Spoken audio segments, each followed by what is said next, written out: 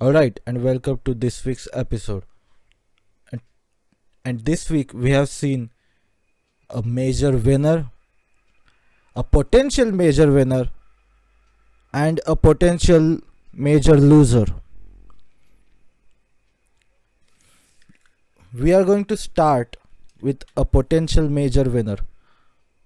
Who is that major winner? Vladimir Putin.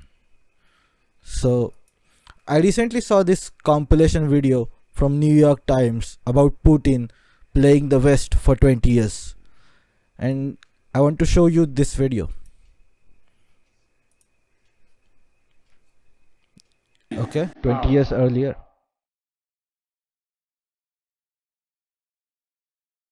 That's Merkel. I don't know who that is. Tony Blair, George Bush. I found it to be very straightforward and trustworthy. I was able to get a sense of his soul. I wouldn't have invited him to my ranch if I didn't trust him.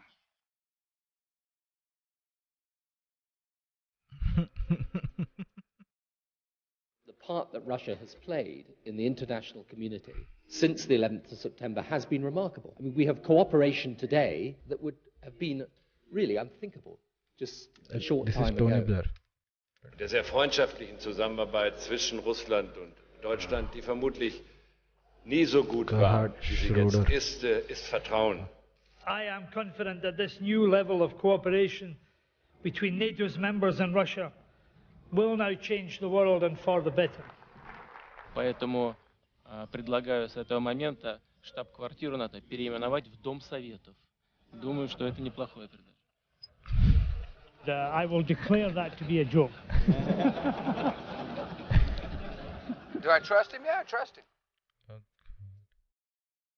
Russian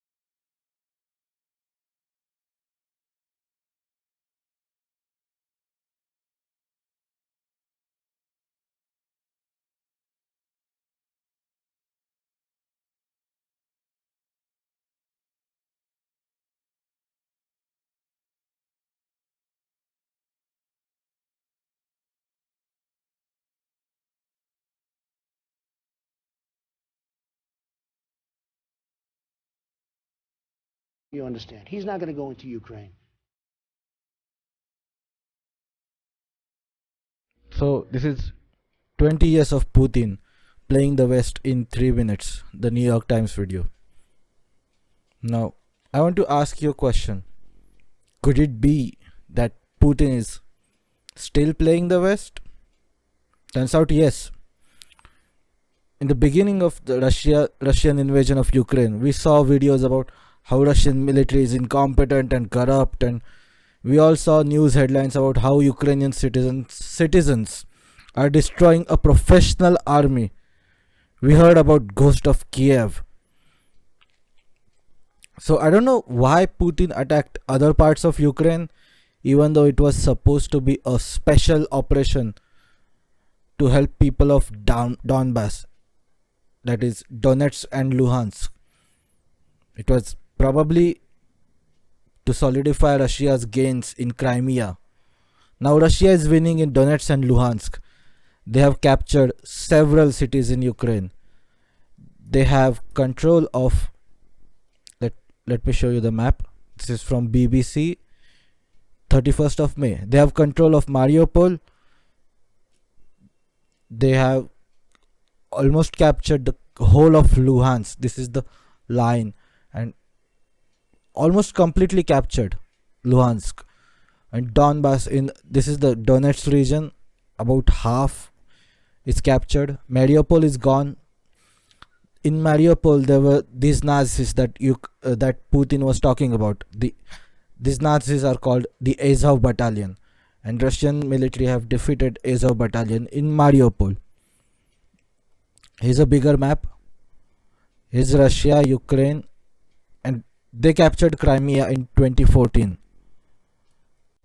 They have captured Luhansk, most of Luhansk, and about half of Donetsk. And that's about like 60-70% of Donbass. And they have solidified their gains in Crimea. So Crimea was suffering from a drought because Ukraine stopped sending water to Crimea, because Russia annexed Crimea, and now they cannot do that because Russia has captured southern parts of Ukraine. Melitopol, they have captured Kherson. Now if Russia decides to go for Odessa, this is right here, they can completely cut off Ukraine from Black Sea. Completely. Okay? So this is the map of Ukraine. On the eastern side you see Russia, and on the southern side these are parts of Ukraine that are controlled by Russia, by Russian military. And on the northern side you have Belarus. Now Belarus is kind of under Putin's control, kind of under Russia's control. They're independent, kind of. On paper they are independent, but Russian military came through Belarus. Some of it came through Belarus, and if Russia decides to go for Odessa, they can completely cut off Ukraine from Black Sea and surround basically all of Ukraine. And Ukraine is gone, man. If Russia goes here, Ukraine is gone. Of course, there's a huge part of Ukraine right here. I'm not saying Ukraine is completely lost cause, but in Donetsk and in the Donbass region, Donetsk and Luhansk, it's kind of a lost cause at this point. And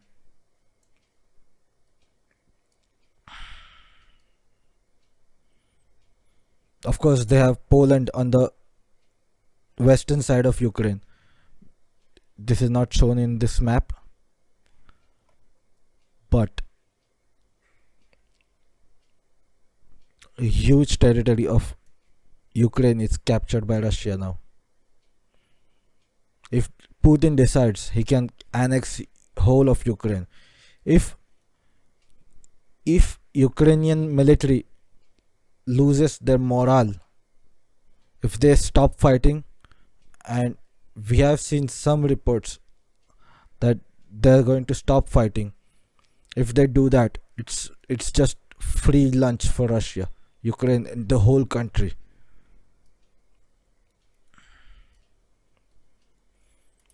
But what about geopolitics? Putin is basically winning. What about geopolitics? Well, first mistake that Ukraine did is taking help from people who lost Iraq to Iran by toppling Saddam Hussein, who lost Afghanistan to Taliban, and who failed to overthrow Assad in Syria. That was the first major mistake of Ukraine and Zelensky, and that's why Putin is winning. Well, what about others? What about EU? EU hasn't put Russian energy under sanctions. Hey, we want Russia completely under sanctions. We are going to punish Vladimir Putin. Except we are going to buy oil and natural gas. How? Germany and Italy are buying gas from Russia, and they have set up bank accounts to store their rubles. Yes, they are going to pay for oil and gas in rubles. Well, gas mainly. Oil is kind of mixed situation.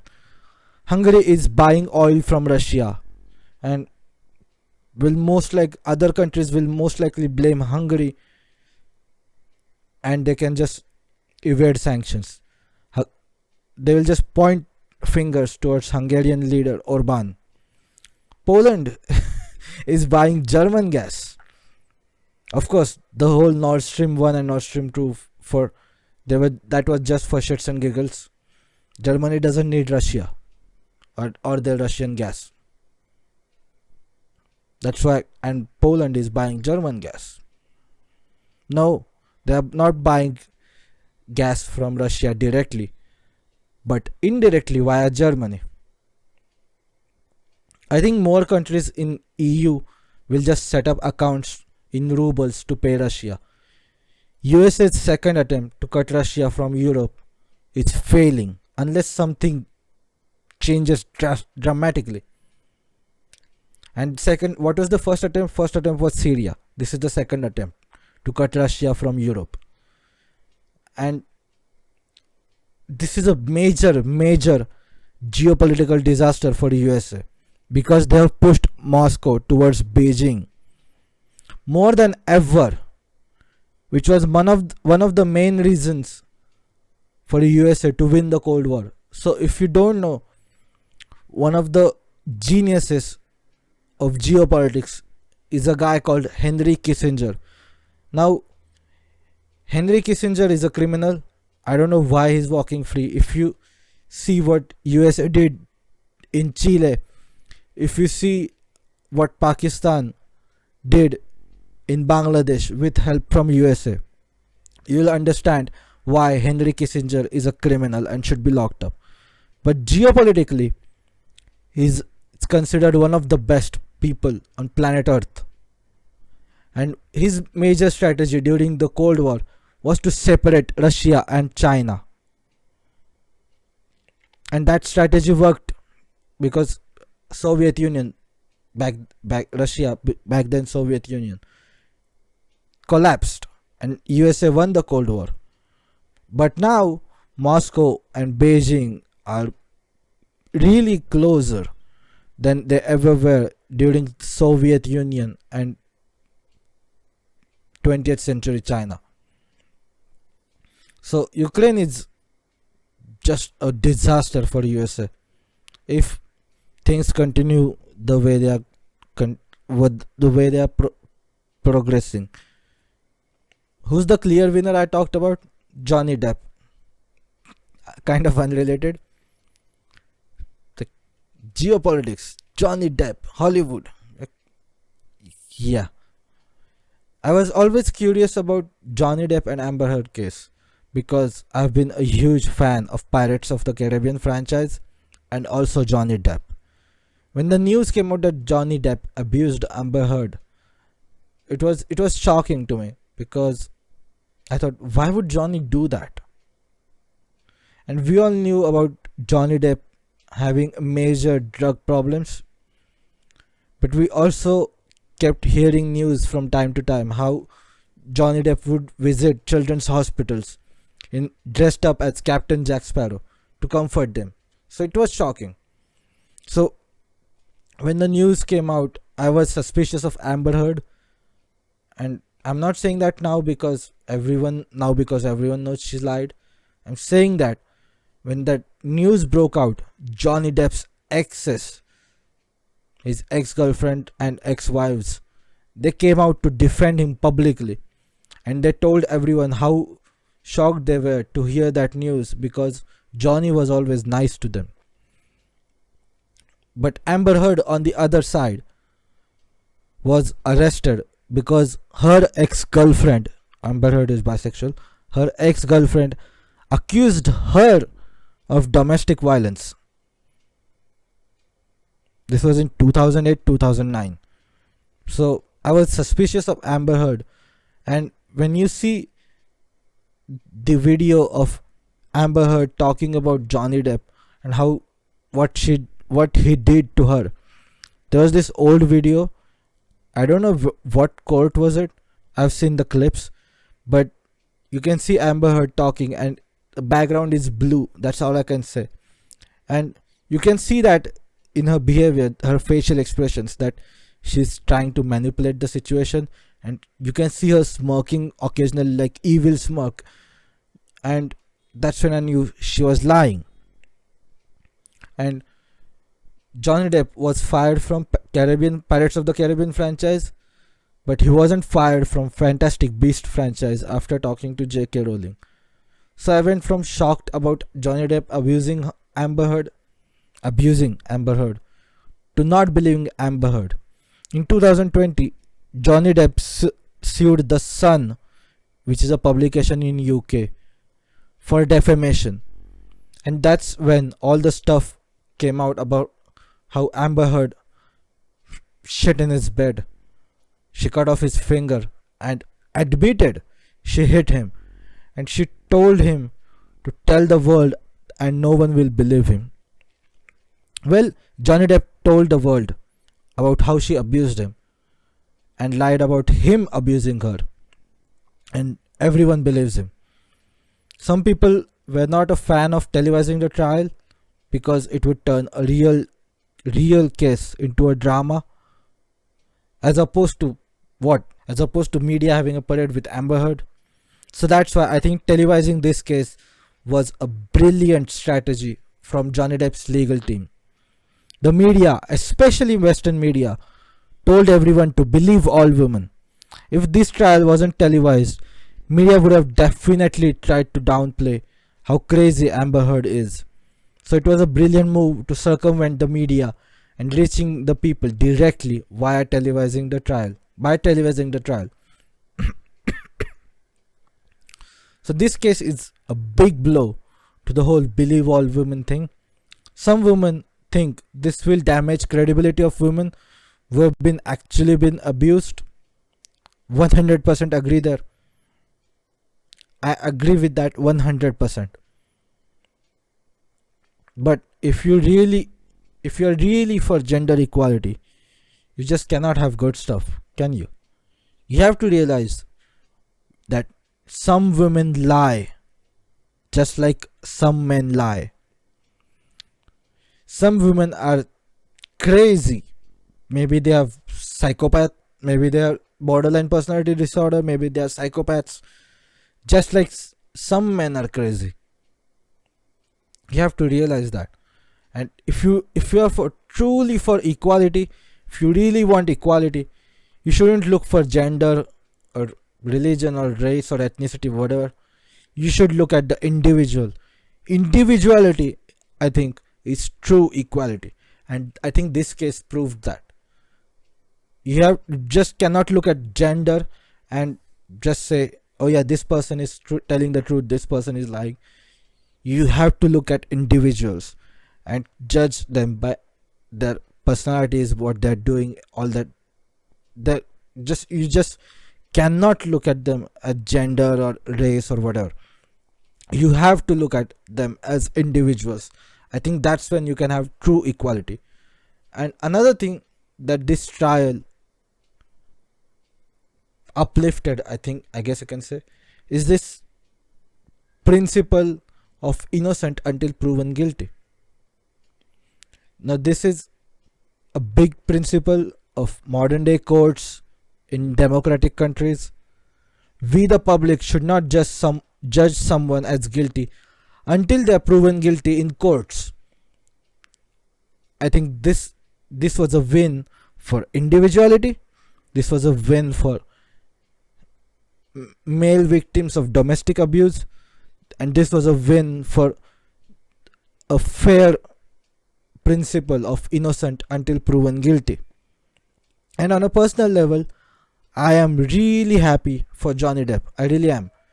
I think he's now innocent legally as well as in the court of public opinion, which is important for actors and celebrities. So congratulations, Johnny. I'm happy for you.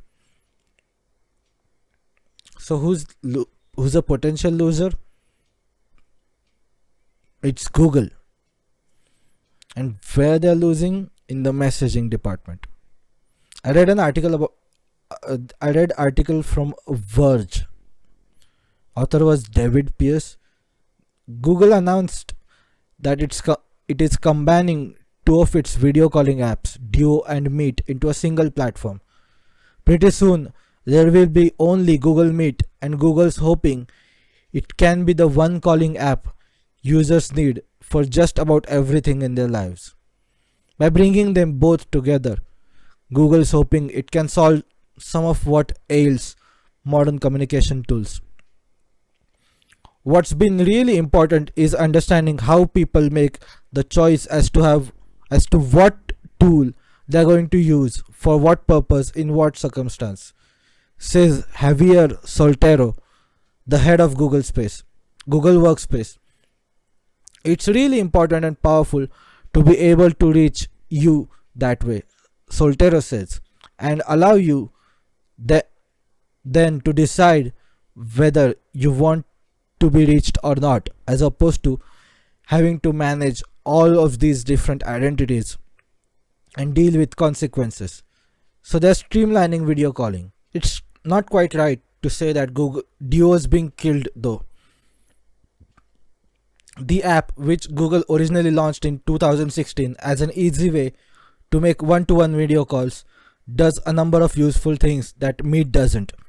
For one thing, you can call someone directly, including with their phone number, rather than relying on sending links or hitting that giant Meet button in your Google Calendar invite. Duo has always been more like FaceTime than Zoom in that sense. Google also launched an iMessage competitor, Allo, at the same time as Duo. Allo didn't turn out to be great. As the two services become one, Google is leaning on Duo's mobile app as the default.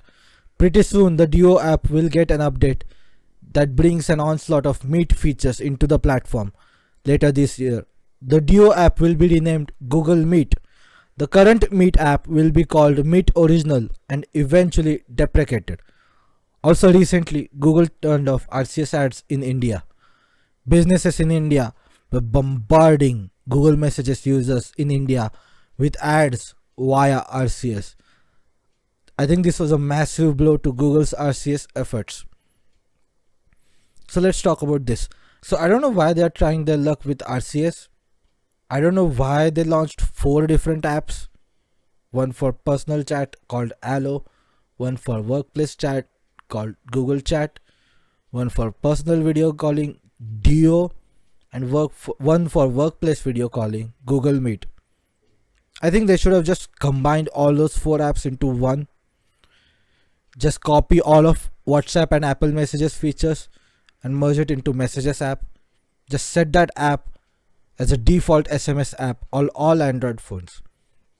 They can just differentiate between work and personal stuff based on Google account type, whether it's its regular Google account or Google Workspace account. So merge all 4 apps into one app. Add video calling and audio calling like WhatsApp. Add end-to-end encryption for texts, audio and video like Signal, Apple Messages and WhatsApp.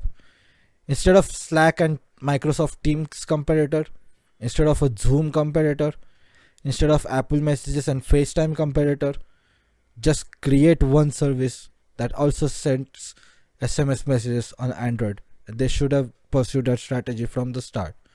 I don't know why they're doing what they're doing. There's no accountability for ripping off other people's product. If you see how Instagram basically buried Snapchat by copying Snapchat's features and turning it into stories. They copied TikTok and turned it into Reels. So there's no accountability for it. So why not just copy WhatsApp? Why not just copy Apple Messages? You're a big tech company. Why not just do that? Why go with all this nonsense?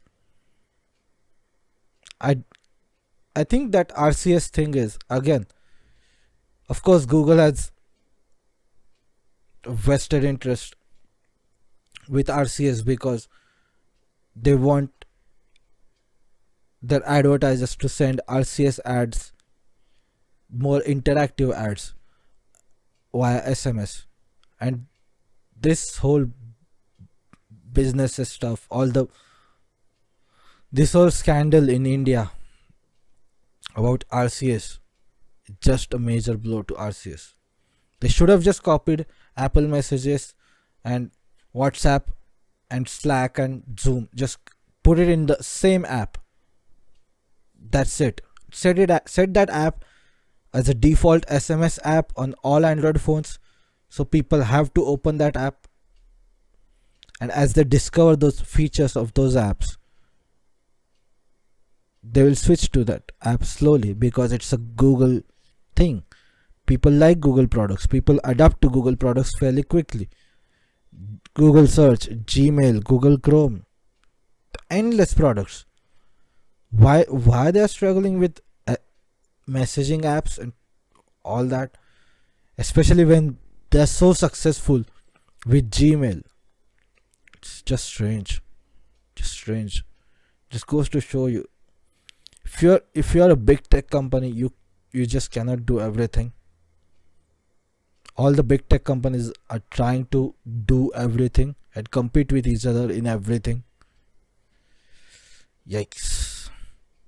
Well, that's it for today's episode. And next week there will be an Apple event called WWDC, Worldwide Developers Conference. I think it is called the full form. It's WWDC, and there's going to be a lot of tech news from that event. So stay tuned and subscribe, and I'll see you guys soon.